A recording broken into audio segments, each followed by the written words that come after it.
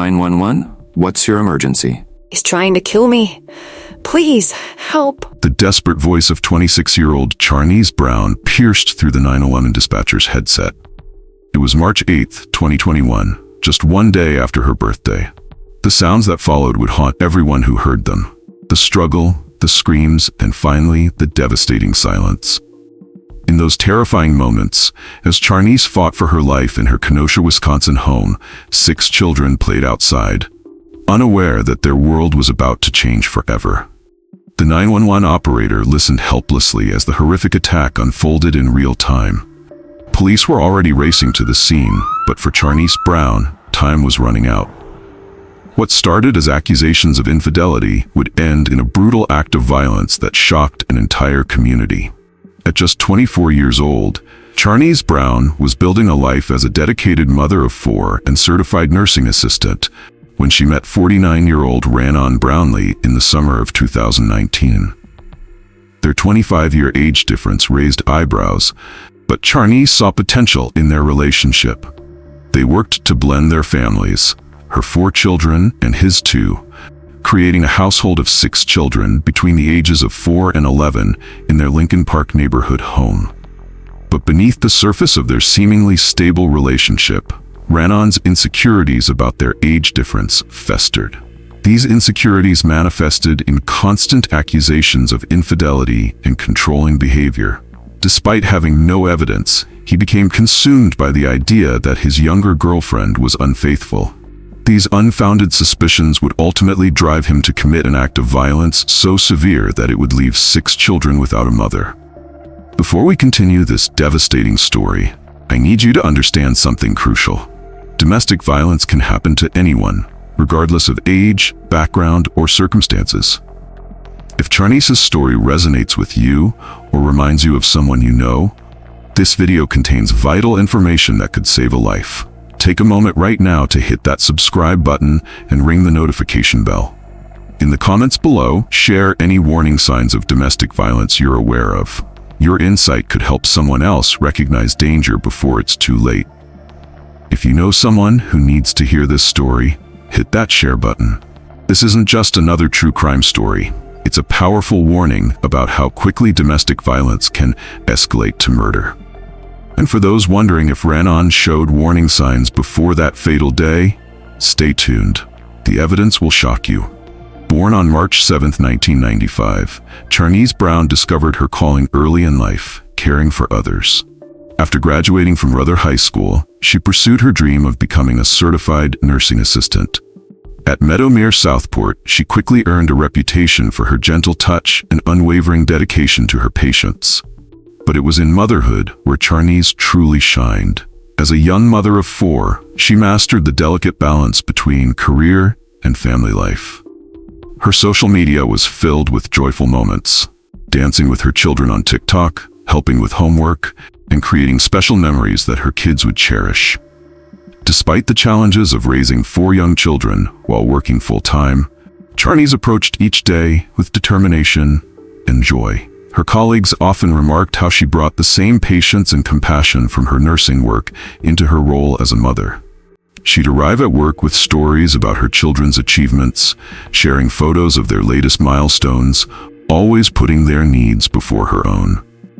Growing up in Kenosha, Wisconsin, Charniese was part of a tight-knit family of 7. Her parents created a home filled with love, support, and strong values, principles that Charniese would later instill in her own children.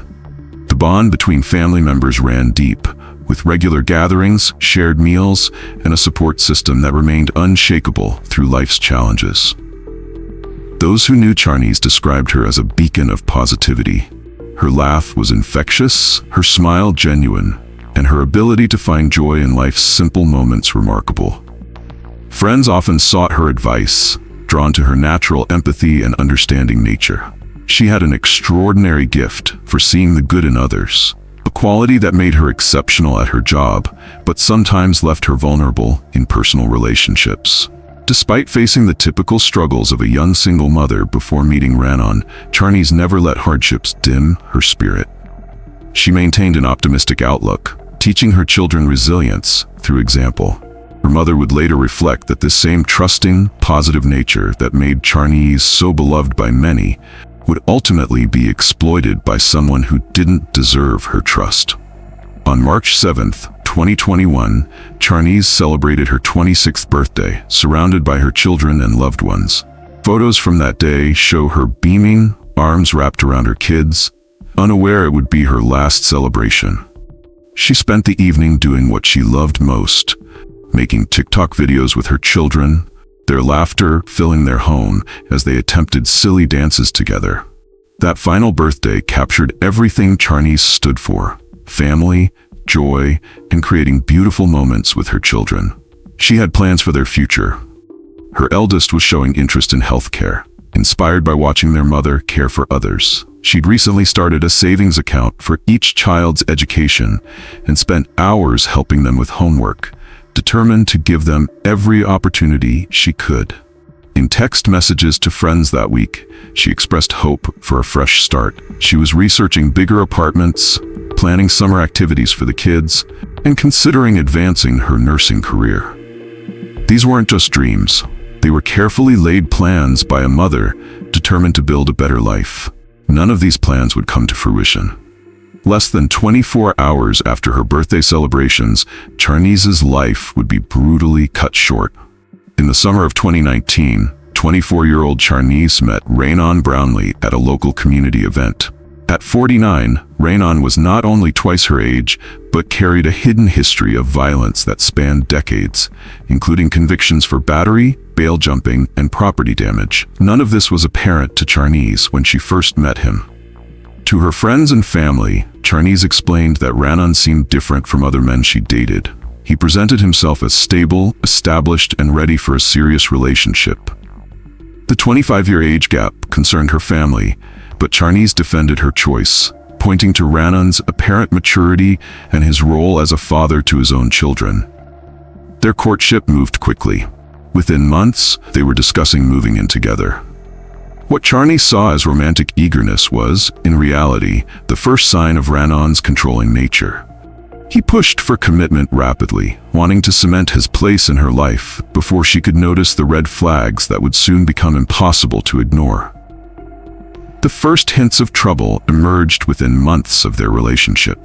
Ranon's behavior shifted subtly at first, questioning Charniese about her work schedule, expressing displeasure when she spent time with friends, and making unexpected visits to her workplace. His interest in her daily activities went beyond normal concern, morphing into constant surveillance. Phone records revealed a disturbing pattern. Ranon would text Charniese dozens of times during her nursing shifts, demanding immediate responses. If a patient required her attention and she couldn't reply promptly, he would accuse her of being with another man. These accusations intensified when she worked night shifts, with Ranon calling her workplace repeatedly to verify she was there. Friends noticed changes in Charniese's behavior. The once outgoing mother began declining social invitations. Her vibrant social media presence dwindled. She started making excuses for Ranon's behavior, explaining that his jealousy stemmed from past relationships and would improve with time. Those close to her watched with growing concern as her natural confidence began to fade under the weight of his constant suspicion. Despite the mounting tensions between Charniese and Ranon, their children became the heart of their household. Charniese's 4 children and Ranon's 2 formed bonds, sharing meals, playing together, and creating their own unique family unit in their Lincoln Park neighborhood home. She worked tirelessly to ensure all 6 children felt equally loved and cared for, often staying up late to help with homework or prepare special meals that accounted for everyone's preferences. However, Ranon began using the children as leverage in their relationship. When Charniese would express concerns about his controlling behavior, he would remind her how attached the children had become to each other. Text messages revealed his manipulation. "Think about the kids before you make any decisions," he would write after their arguments. "They're finally happy as a family." The children, ranging from ages 4 to 11, witnessed more than the adults realized. Court records later revealed that the older ones had seen Ranon's outbursts, though Charniese tried to shield them from the worst of it. she would organize family activities and outings, attempting to maintain normalcy even as the relationship deteriorated. Her own children later told investigators that they'd noticed their mother crying more often, but she would quickly wipe away tears and distract them with games or stories, protecting them from the growing darkness in their home. In October 2019, approximately 18 months before her murder, the tension in Charniese and Ranon's relationship erupted into physical violence. During a heated argument, Ranon attacked Charniese, repeatedly punching her in the face, back, and ribs. The assault was severe enough that she fled to a neighbor's house and called the police. When officers arrived, they documented extensive bruising across her body. Charniese filed an abuse report, providing a detailed statement about the attack. However, like many domestic violence victims, she later retracted her statement and refused to press charges. The Kenosha County DA's office subsequently dismissed the charges. Court records would later reveal that Ranon had threatened consequences if she pursued the case, promising to change if she dropped the charges. Following the October incident, Ranon's accusations of infidelity became relentless. Every phone call Charniese received triggered an interrogation. Male co-workers at the nursing facility became targets of his suspicion. When patients' families would thank her for care provided, Ranon would demand to know if she was flirting with them. His paranoia extended beyond her workplace. If Charniese took her children to the park, Ranon would drive by multiple times to check on them. When she attended her children's school events, he would demand photos proving her location. He began tracking the mileage on her car, accusing her of secret meetings if the numbers didn't match his calculations of her daily commute. These accusations intensified whenever Charniese attempted to set boundaries or questioned his behavior, revealing a clear pattern of control masked as concern. Now, I need to pause this story for a moment because what happens next reveals critical warning signs that everyone needs to know. If you've been following closely, you might have noticed dangerous patterns emerging in Ranon's behavior. Take a second right now to hit pause and leave a comment below sharing which warning sign you spotted first. Was it the age gap? The quick commitment? The jealous accusations? Or something else? Your insight could help someone else identify these red flags before it's too late. If you haven't already subscribed, now is the moment to join our community. We share these stories not just to inform, but to prevent future tragedies. Every like and share helps spread awareness about domestic violence warning signs. The evidence of Ranon's escalating control emerged in hundreds of text messages presented during the trial. "Where are you?" appeared dozens of times daily. "Who are you with?" followed nearly every message. His texts ranged from accusations to threats, then shifted to apologies, a classic cycle of abuse. One particularly disturbing exchange occurred when Charniese was 15 minutes late from work due to a patient emergency. Ranon sent 47 messages in those 15 minutes. "You're cheating. Answer your phone. I'm coming to your job. You must be with him. Don't make me do something crazy. I'll show up at your work." When Charniese finally responded explaining the patient emergency, Ranon switched tactics. "Baby, I'm sorry. I just love you so much. I'm afraid of losing you. You're everything to me." These manipulative patterns continued until the very day before her murder. March 7th, 2021, marked Charniese's 26th birthday. She spent the morning with her children, opening handmade cards and sharing breakfast. Her social media posts from that day showed her dancing with her kids, their faces bright with laughter. Friends dropped by throughout the day, bringing small gifts and sharing cake. But Ranon's behavior cast a shadow over the celebrations. He appeared agitated, particularly when Charniese received birthday messages from friends and family. When her cousin called to wish her happy birthday, Ranon demanded to know who was on the phone.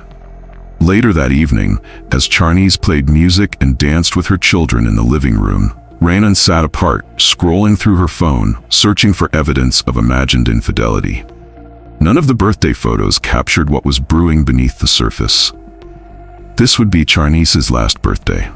As Charniese's birthday drew to a close, Ranon's text messages took a dark turn. Phone records revealed a barrage of accusations that continued into the early hours of March 8th. His messages grew increasingly hostile with each unanswered text. "You played me all weekend. I know what you've been doing. You think I'm stupid? Have fun tonight like it's your last."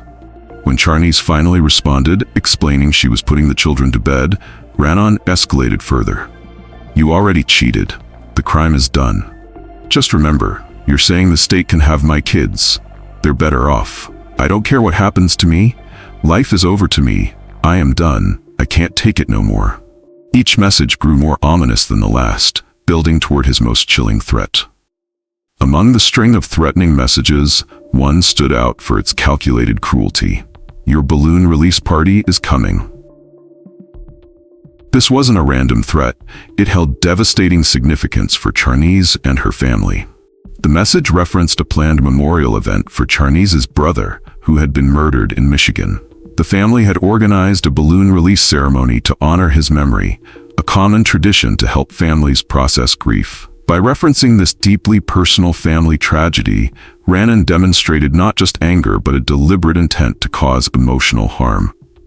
When later questioned by investigators about this message, Ranon claimed it wasn't meant as a death threat. However, Charniese's family testified that she had called them that night, frightened by the message's implications. She understood exactly what Ranon meant. She would be the next family member they'd be releasing balloons for. March 8, 2021, began as an ordinary Monday. At 5:15 p.m., Charniese sent the 6 children outside to play in the front yard of their Lincoln Park neighborhood home. According to neighbor testimonies, she stood at the window watching them, her face tense with worry. At 5:18 p.m., neighbors reported hearing raised voices from the apartment. Text records show Charniese's final message to her sister at 5:19 p.m. "Call the police if you don't hear from me in 10 minutes. At 5:20 p.m., surveillance from a nearby house captured the children playing, completely unaware of what was happening inside. Security footage showed Ranon's car still parked in the driveway, though he had told the children he was leaving for work. By 5:21 p.m., Charniese was making a desperate call to 911, her voice trembling as she begged for help. At 5:21 p.m., the 911 dispatcher received Charniese's call. The recording, later played in court, captured the terrifying final moments of her life. 911? What's your emergency? He's trying to kill me. Please, help. What's your location? Lincoln Park Apartments, please hurry.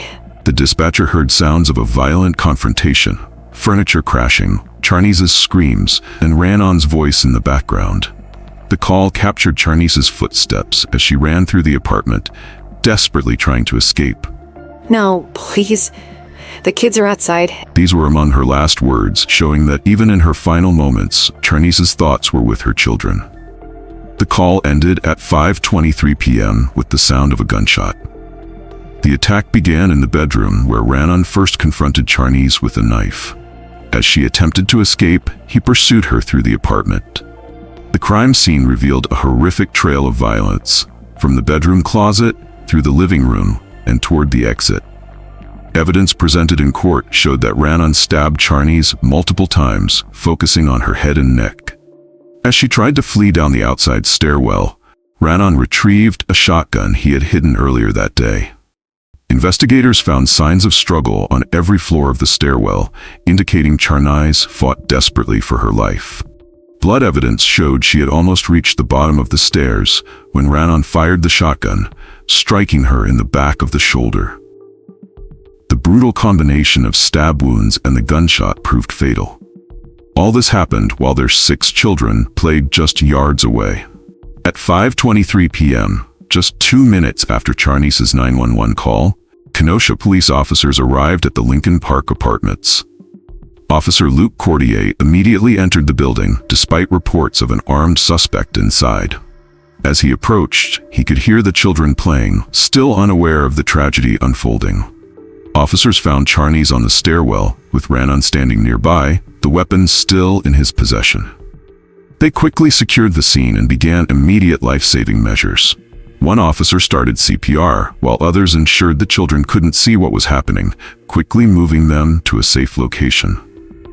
Despite the officers' rapid response and desperate attempts to save her, Charniese was pronounced dead at the scene. Ranon offered no resistance during his arrest, and when questioned, simply stated, "She made me do this." The murder weapons, both the knife and shotgun, were recovered at the scene. During the trial, prosecutors presented overwhelming evidence of Ranon's guilt. The 911 recording played in court left several jurors visibly shaken. Text messages revealed the escalating threats leading up to the murder, particularly the chilling balloon release message sent the day before. The medical examiner detailed the brutal nature of the attack, documenting multiple stab wounds and the fatal shotgun injury. Crime scene photos showed the desperate path of Charnice's attempted escape, with evidence of the struggle throughout the apartment and stairwell. Prosecutors also presented Ranon's history of domestic violence, including the previously dismissed charges from October 2019. Police photographs from that incident showed Charnice's injuries, establishing a pattern of escalating violence. Former partners testified about Ranon's controlling behavior and violent tendencies, revealing a decades-long history of domestic abuse that had gone unpunished. On December 9, 2022, after a trial that began just days earlier, 9 women and 3 men entered the jury room to determine Ranon's fate.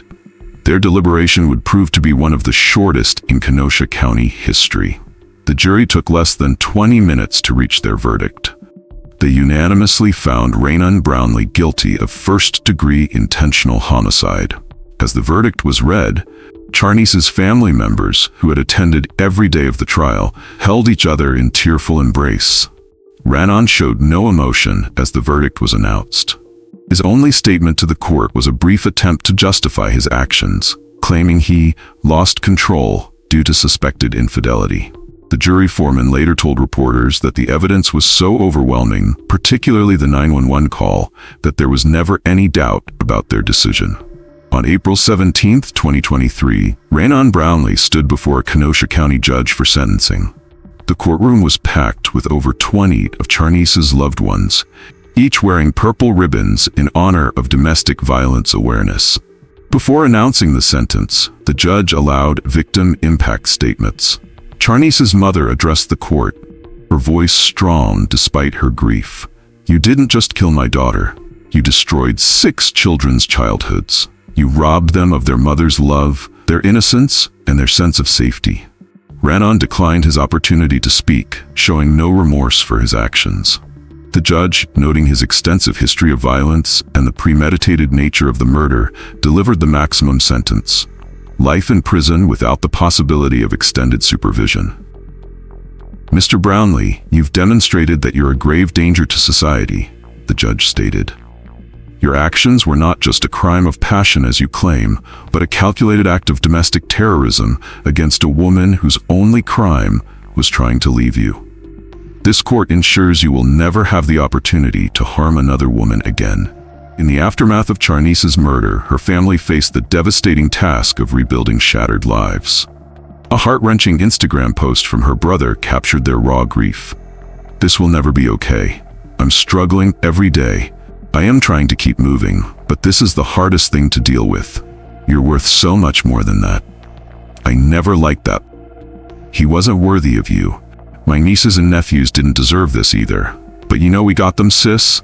Just like I didn't play about you, I won't play about your babies. Love you. You're my little yellow baby. Always." The 6 children, now separated, required extensive counseling to process their trauma. Charnice's parents took custody of her 4 children, while her brother remained true to his promise, actively involved in their care and keeping their mother's memory alive. Together, they worked tirelessly to maintain the children's routines and preserve memories of their mother, turning their grief into a mission to prevent similar tragedies. During interviews, Charnice's mother emerged as a powerful advocate against domestic violence. "My daughter's death must mean something," she declared. "She was more than a statistic. She was a mother, a daughter, a caregiver who spent her life helping others. Now we must help others in her name." The family established a small fund for the children's future education, honoring Charnice's dreams for her children. They also began sharing her story at local schools, teaching young people about healthy relationships and the importance of recognizing warning signs. The brutal murder of Charniese Brown sent shockwaves through Kenosha, particularly affecting the Lincoln Park neighborhood where she lived. Her fellow nurses at Meadowmere Southport created a memorial garden, planting purple flowers, the color representing domestic violence awareness, in her memory. Local law enforcement implemented changes in how they handled domestic violence cases, particularly focusing on cases where victims withdraw complaints. The prosecutor's office strengthened its approach to pursuing charges even without victim testimony, citing Charniese's case as a turning point in their policy. Her former patients' families organized an annual nursing scholarship in her name, awarded to single parents pursuing careers in healthcare.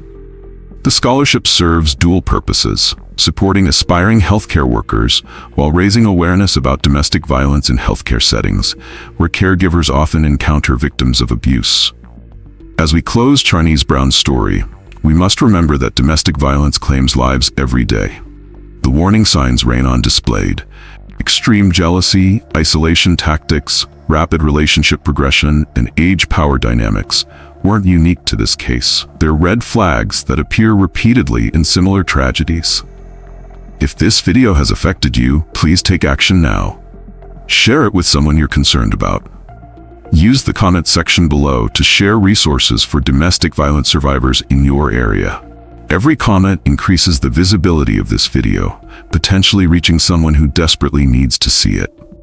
Subscribe to our channel for more stories that shed light on these crucial issues. By liking and sharing, you help break the silence surrounding domestic violence. Remember, Charniese initially survived one attack but returned when Ranon promised to change. This pattern of violence, promises, and escalation is devastatingly common. The 6 children who lost their mother that day are a reminder of domestic violence's far-reaching impact. In Charniese's memory, let's work together to prevent another family from experiencing such a devastating loss.